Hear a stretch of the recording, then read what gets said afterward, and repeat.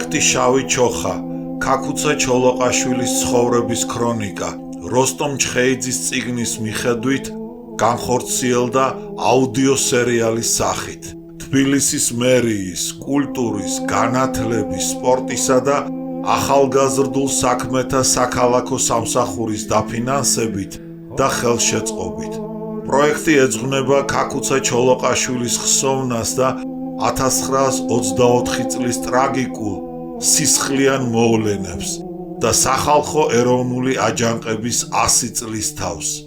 აუდიო სერიალი მომზადდა შემეცნებით საგანმანათლებლო პროექტის რადიო კინოს ფარგლებში სტუდია კოცის ბაზაზე.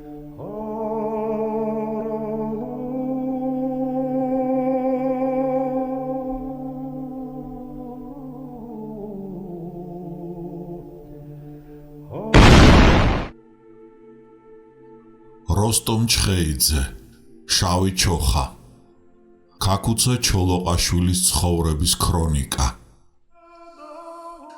თავი პირველი, აჩრდილი ლუარსაბ თათქარეძისა. შედგენით კი შედგენილია ოცსაუას სანატორიუმში.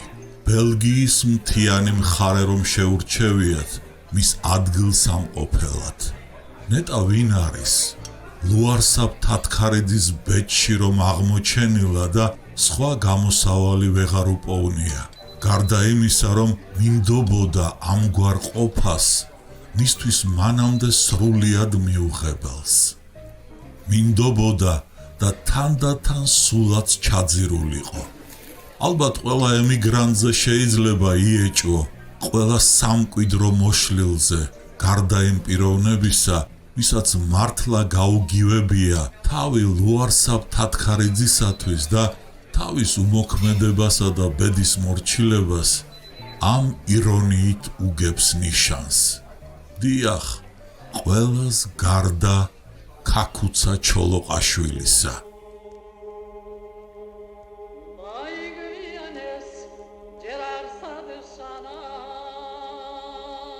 არა, სწორედ ქაქუცა ამ ყოფაში ჩავარდნილი ყველაზე მღელვარე და დრამატული პოლიტიკური ამბების შვაგულში ყოფნის, სიკვდილ სიცოცხლის ბილიკზე სიარულის შემდგომ, უფრო სწორად თვითონვე გამოეწვია ეს მღელვარება, ეს უკიდურესი გამწვავება რაინდული სულის აღორძინებით ამ თვისებას მოკლებულ დროებაში და დაედასტურებინა, რომ თავგანწირვა ჩვენს ეროვნულ ხასიათში ჩაკირულიყო, დროდადრო ამოფრქვევის მოიმედე, თორემ უამისოდ დაკნინდებოდა ეს სულიც და დარჩებოდა შორეულ ხსოვნად თუ უმუგეშო მონატრებად. მე თვითონ გადავწყვიტეო, ой, რამხელა შინაგან ჭიდილს მოჰყოლოდა ეს გადაწყვეტილება. დაეჯერებინა ექიმებისთვის და ყველა მათი მოთხოვნა უყოყმანოდ შეესრულებინა. სულიერ ჭიდილს კი ის რწმენა შეუმსუბუქებდა ჩემი გამოძრომა ლოგინის საფლავიდან, ისევ ჩემს ქვეყანას წაადგება სასიკეთოდ, ისე როგორ იქნება აგვისტო-სექტემბრის სისხლის შევარჩინო მოძალადეებს და ასე შევატოვო ხელში საჯიჯგნად ჩემი მიწა-წყალი და ხალხი, რომელიც მით უფრო დაითრგუნებოდა, რაც თვალწინ გადაუელვათ სახელმწიფომ, თუნც წამიერად, მაგრამ მაინც ხომ აღდგენილმაო. გადაიხედებოდა ფანჯრიდან და თებს რომ შეავლებდა თვალს, თეთრ ჯუბა ჩაცმულებს, უფრო გაუმძაფრდებოდა სამშობლოს მონატრება.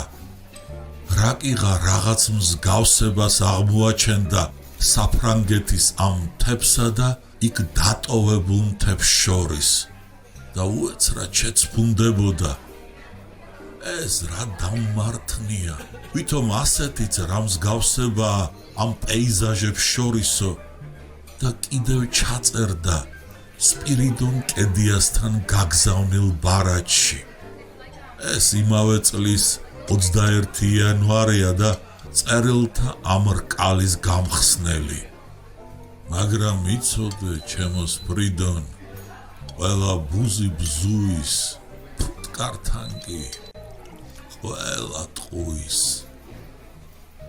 ასეა შედარებით ლამაზი მხარეა, საცა მე ვარ, მაგრამ ჩვენს მთებთან სილამაზით არაფერი შედარება არ არის. და ანაზდათ შეფიქრიანდებოდა, ნეტა ამათ რას ვერჩიო. ჩემო ძმაო, ღმერთმა კარგა მოახმაროს თავის პატრონს ოღონდ, ჩვენი დაგვიბრუნონ. არადა, ამის უთქმელობაც არ შეიძლება. ის მთები უფრო კარგად გაკურნავენ ყველა ქართველის ავადმყოფობას, სანამ აქაური მთები. საქართველოს გზებსა თუ ბილიკებზე, ქალაქებსა თუ ტყეებში ტრიალისას ვერაფრის დიდებით ვერ მოეგდოთ ხელთ და გამოეკეტა 9 კლიტულში მის კვალში ჩამთბარ ძაღლების ხროვასავით. აქ კი სწორადაც ტყვედ შეიგრძნობდა თავს და გულში იღვრებოდა ცრემლად თავისი დღის რეჟიმის შემყურე. დღეში 4-ჯერ სიცხის გაზომვა, 4-ჯერ ჭამა. ზარი ჩამორეკავდა თუ არა, ყოველი დარეკვისას ამას გიმნაზიის დღეები წამოუტივტივდებოდა. საღამოს აუცილებლად 9-ის ნახევარზე უნდა დაეძინა. არანაირ წამალს არ დაუნიშნავდნენ და სამაგიეროდ არ წმუნებდნენ. ჰაერი განკურნავს, შენი წამალი ეგარისო. დღე და ღამე კარი სულ ღია იყო და მხოლოდ ჭამისას იკეტებოდა. აი ჩემო ფრიდონ, ასე მიდის ჩემი დღეები და ქრებიან ვითარცა რთვილი. ეგეცა თავს ასე თუ ისე უკეთ გრძნობდა და სუნთქვაც ნელ-ნელა თავისუფალი უხდებოდა. მეტწილად დუმდა და იწვა. არაფრის გაკეთების უფლებას არ აძლევდნენ და ჯერჯერობით წერასაც უშლიდნენ. წუხდა რომ გაზეთებიც ვერ მიეწოდებინათ და ახალი ვერაფერი შეეტყო. ერთი თვის შემდეგ 21 თებერვალს უფრო იმედიანად მისწერა. მე ნელ-ნელა მგონი გაჯანსაღების გზაზე დავდექი. უფრო და უფრო გრძნობ უკეთესობასო. ექიმებიც ამიტომ დართავდნენ დერეფანში სიარულის ნებას, შვადღითა და საღამოს. ესეც რარი გუხარია, თუნც ისევ სულ წევს და დღეში 4-ჯერ კიდევ სიცხეს იზომავს. ჩემი დროს გატარება სულ ეგ არის და მწარე თვითირონია.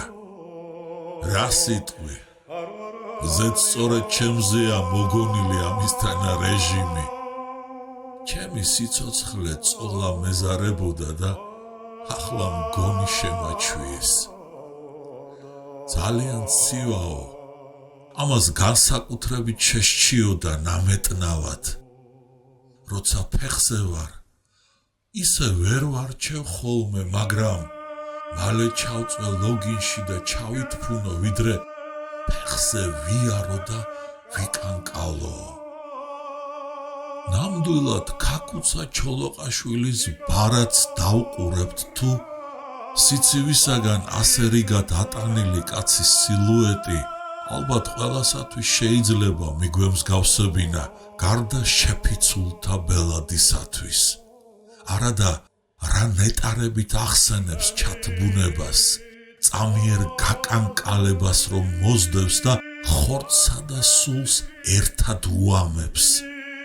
გული აგიტირდება ამ სტრიქონების ჩამკითხავს.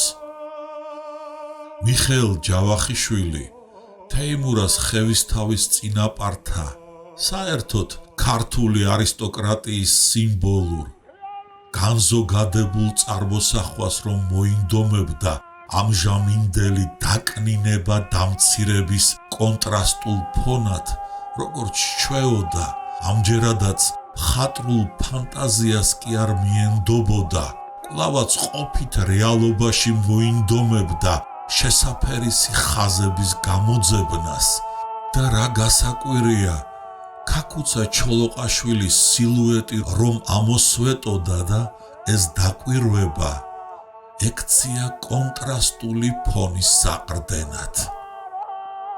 ნაშინდარელი მებატონის, მამულ დაკარგულისა და დახლიდარად გადაქცეული თეიმურაზის წინაპარნი თურმე რკინასა სჭამდნენ, დათვეებს ხანჯლით ხოცავდნენ და ყინულზე იძინებდნენ, სულითაც და ხორცითაც ფოლადისაგან იყვნენ ჩამოსხმული.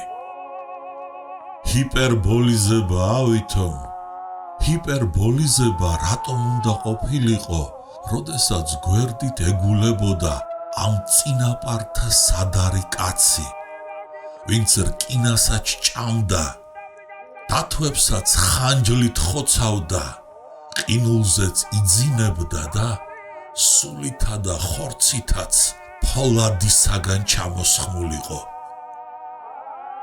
ასეთი აგებულებისა და სულიერი სიმტკიცის პიროვნებაც შეიძლება ოდესმ მოღვენთილიყო, 80 წელს გადაცილებულ შესტყობოდა ოდნავ წლების კვალი და თუნდ გარეგნულად დიდად არ დამჩნეოდა, ვეღარც რკინა შეეჭამა, ვეღარც დათვებს გადარეოდა, ხანჯალ შემართული და ყინულზე ძილსაც მორიდებოდა, თორემ 40 წელს ცოტათი გადაშორებული, კვლავაც ამ ამტანობით უნდა გამორჩეულიყო ეროვნული მოძრაობის წინამძღოლს რომ შეხფერის, სულად წინამძღოლობის სიმბოლოს, მისი შემხედვარენი რომ უკვე აღარც ეჭვობდნენ ალექსანდრე ბატონიშვილი დაგბრუნებია და კვლავაც განაგრძობს თავგანწირულ ბრძოლას დაკარგული სახელმწიფოს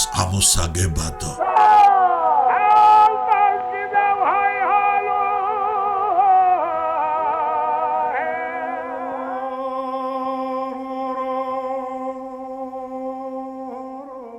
წამოდგებოდა ქაქუცა და კანკალიც აიტანდა, გაძლებას იყო და ვერ გაუძლებდა. სადღა შერჩებოდა ამხელა ონსილა და ისევ ლოგინს მიაშურებდა და საბანსაც მჭიდროდ ამოიგებდა.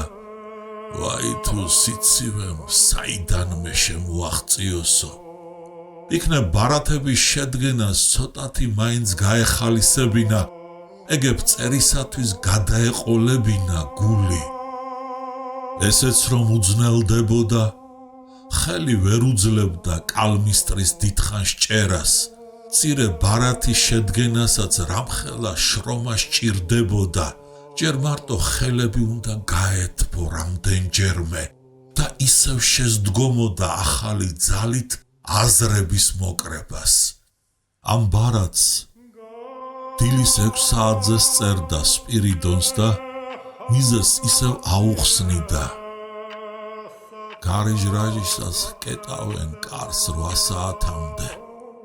ოთახში სითბო ისადგურებს და შეიძლება რამეს გაკეთებაო. ისინი კი ყინულზე იძინებდნენ და ამ წარმოსახვას სულ რამდენიმე წლის წინათ არ იყო ქაქუცას სახება ჰკვებავდა.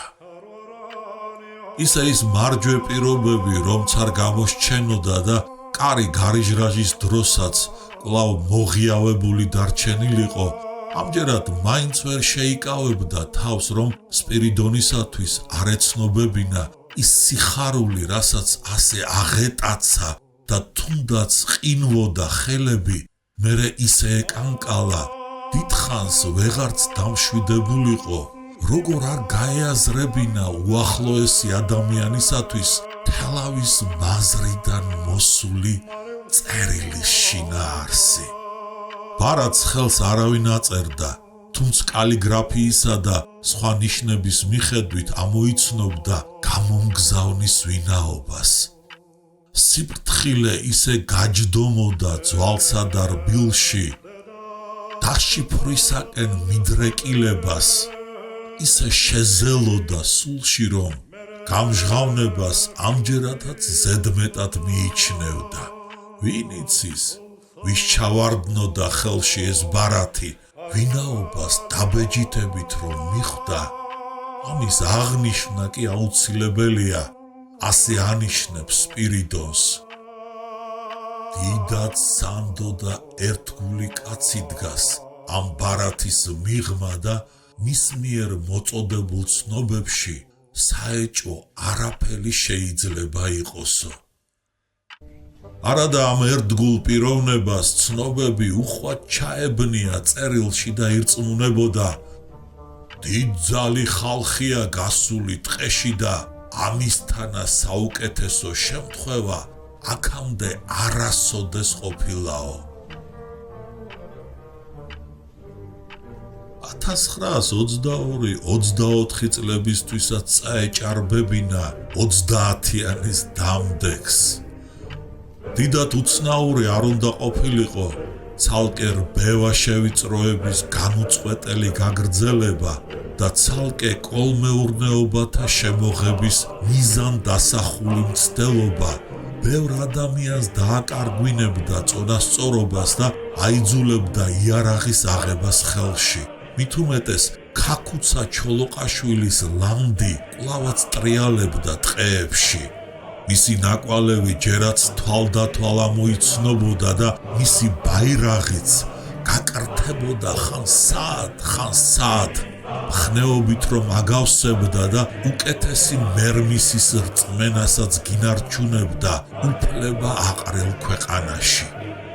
ხალხის შევიწროებას ის მოჰყოლოდა, რომ რამდენიმე კომუნისტი მეთაური მოეკლათ კახეთში, კოლხოზების სულის ჩამდგმელები და უთუოდ დგებოდა ჟამი ქაქუცა ჩოლოყაშვილის დაბრუნებისა სამშობლოში. ის ეხვეწებოდა დაბრუნდიო და ამ ხვეწნას იმით ასაბუთებდა და ამართლებდა, მთელი ჩვენი მხარე შენ გელისო. ვაი თუ ქაქუცა გულნატკენი ყოფილიყო, მის ნებაზე რომ არ აეწყო აგვისტოს აჯანყება და გარდა გადახვეწილი მენშევიკური მთავრობის უხეში ჩარევისა ამბოხების სამზადისში, მისი თანამებრძოლნიც და მომხრენიც ვერ მოექცნენ ისე, როგორც მართებდათ. თუნდაც უნებურად მოსლოდა ჩეცდომები, ქვეყნის ხსნისათვის გულანთებულებს რაღაცები გამორჩენოდათ სამზადისისას, ანდა ისე ღრმადაც ვერ ჩაჰკვირვებოდნენ მეთაურის დავალებასა თუ რჩევას. რა გაამართლებდა ამ შეცდომათა ჯაჭვის სავალალო შედეგს, მით უმეტეს ჟორდანიელებმა ძალიან აურიეს ეროვნული მოძრაობის ბუნებრივი მდინარება, რევოლუციური განწყობილება და ამ ჩატება შეუცურეს თავისუფლების მაძიებელთ და ხელოვნურად დააჩქარეს სახელმწიფოებრიობის აღდგენისაკენ სვლელობა. ტყეშეფარებულნი ამას აღარ დაგიდევდნენ და სულაც არ აპირებდნენ მხოლოდ გამდევნილი მთავრობისათვის შეეხოცათ ხელი. იმათ კი სჩვეოდათ ყველაფრის გადაბრალება სხვებისათვის, მაგრამ მათ ხომ არ უნდა დამგვანებოდი, თუ კი ეროვნული პოლიტიკის გონივრული და მიზანმიმართული წარმართვა გეწადა. ამიტომაც დაე ყველას ეკისრა თავისი წილი ცოდვა ბრალი და ამიტომაც ევედრებოდნენ ქაქუცა ჩოლოყაშვილს ხელმოუწერელი ბარათის ავტორის პირით. ყველა დანაშაულს გავასწორებთ. ოღონდ ჩამოდი, მთელი ჩვენი მხარე გელის.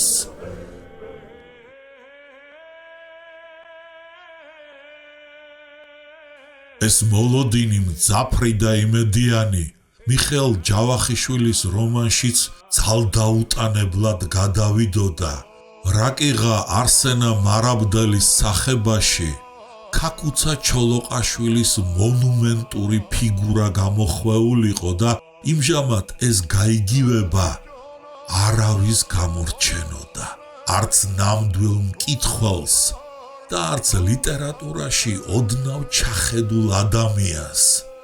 მაშ გმირის წასვლისა და დაბრუნების ლეგენდასაც უნდა ეპოვა შესაფერისი ადგილი თხრობის მდინარებაში, ანუ მისი ფინალი მხოლოდ ამ ლეგენდით უნდა გაცისკროვნებულიყო.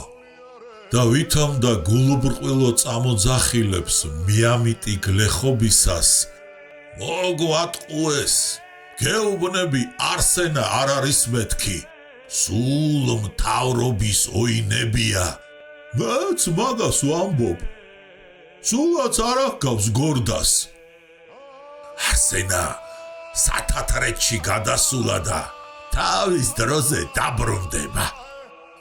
წერალი თავის ფიქრსა და გულისთქმასაც მიადევნებდა თავის ოცნებას. ამ ლეგენდას ვეღარც საბუთი წაშლის და ვეღარც დრო ამოფხიკავსო და მეტი დამაჯერებლობისათვის რომანის ამ პასაჟს ვრცელ კომენტარსაც დაურთავდა, რომელიც ამ ქარგაზე მოიქსოვებოდა.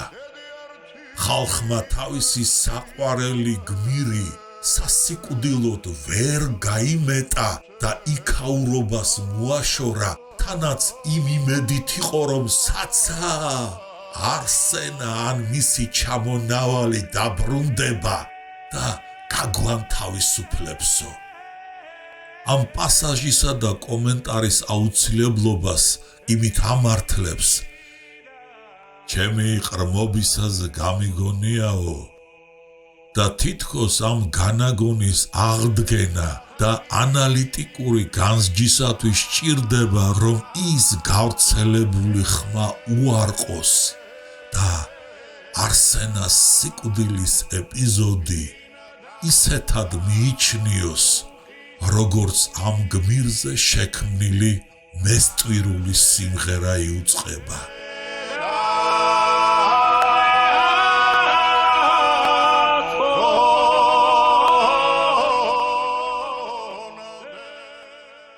ნეტა სულაც ხომ არ შეთხზა მიხეილ ჯავახიშვილმა არსენას დაბრუნების ლეგენდა და ყრმობისას განაგონი პირწმინდად მისტიფიკაციური ხერხი ხომ არ არის.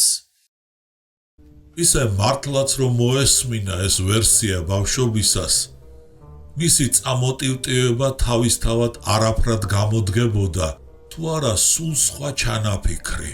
არსენას ლექსის განსაკუთრებულმა პოპულარობამ ისე მტკიცედ დაამკვიდრა არსენას ტრაგიკული აღსასრულის სურათი საზოგადოებრივ შეგნებაში, ყველა სხვა ვერსია თვით მისიანისტური სულისკვეთებით გამსჭვალული თავისთავად გაქრა და მათი გაბათილება რაღაც არგუმენტების მოძიება, თუნდაც სიკვდილის სცენის სანდოობის დასამტკიცებლად ღია კარის მტვრევას ემსგავსებოდა.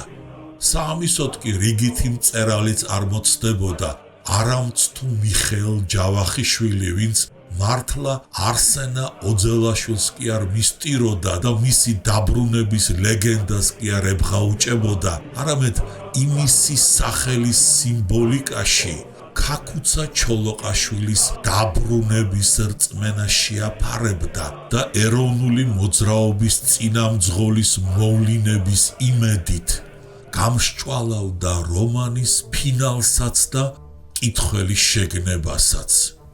იმჟამად დამატებითი განმარტებანი აღარ დასჭირდებოდა საზოგადოებას, თუ ვისი მოლოდინით ახსილიყო მწერალი. ეს ხომ იგივე მოლოდინი იყო, რაც ერში ისედაც ტრიალებდა და ქაქუცასაც რომ ატყობინებდნენ.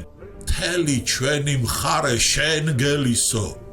თვითონაც ამას გულისხმობდნენ და სანატორიუმში გამოკეტილი გმირიც ასევე აღიქვამდა. მთელი საქართველო შენ შემოყურებს. შენს მოვლინებას მოელი სულგანაბული და ამთებული, რათა პირველივე დაძახებისთანავე ყველამ ხმალს გაავლოს ხელიო. აფორია ხდებოდა ამ სტრიქონების წაკითხვისას, რაღაც ძალა ზეზეთ წამოაგდებდა და კარსაც მიაწყვეტდა, მაგრამ დერეფანში ფეხის გადადგმისთანავე სიცივე გაუჯდებოდა ძვალ რბილში. კანკალი აიტანდა და ისე გამოეჩქარებოდა საწოლისაკენ, ჰა და ჰა, გადარჩება თუ არა სულის ამოხდასო. მერეც დიდხანს იბაბანებდა, საბანა მოგებული და გულში პირობას დაზდებდა. ექიმების ყველა მოთხოვნას იდეალური სიბეჯითით შევასრულებ, სულაც ლუარსაბ-თათქარიძედ გადავიქცევი ოღონდაც მეწეროს აქედან გაღწევაც და ხალხის იმ მოლოდინის გამართლებაცო.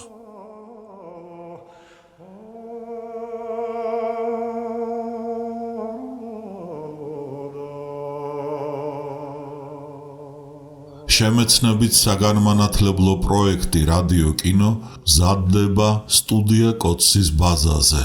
პროექტის ხელმძღვანელი კობა ცხაკაია. როსტომ ჩხეიძე, შავი ჩოხა. ქაქუცა ჩოლოყაშვილის ცხოვრების ქრონიკა.